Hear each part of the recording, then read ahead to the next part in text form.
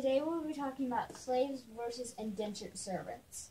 Slaves were viewed more as property than they were humans.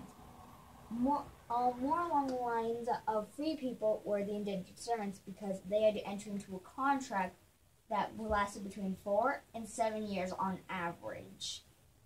With slaves, they got no choice in working. Indentured servants got the choice because they had to go into the contract.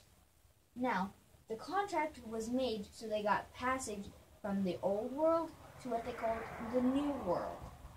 That work time was to pay off passage, housing, clothing, and food, possibly whatever else they needed during their living in the new world.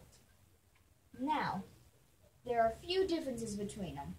Like, for instance, with slaves, if you bought them, you got them right away, as soon as you paid for it. Indentured servants, you more or less got the rights to them. You didn't exactly get them, but you couldn't make a contract with them. But they also had to finish any other contracts they had before you actually made another. Another difference is age-wise. Slaves started out as early as 6 in records, while indentured servants normally started working at older ages. Another difference between the two are the punishment.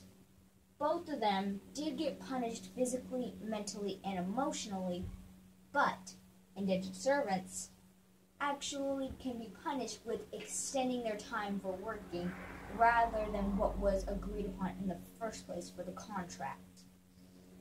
In the very end of it all, mainly the indentured servitude actually fell out of favor and slavery became more popular. With indentured servants, their routes to get them there changed and the prices for them went up. Laws were also put up against indentured servitude, and the most important part which people paid attention to was slaves. You got them working for their whole life, meaning you get all that money. Indentured servants, you only got them working for a few years, and you only got paid for those few years. Nothing more, nothing less.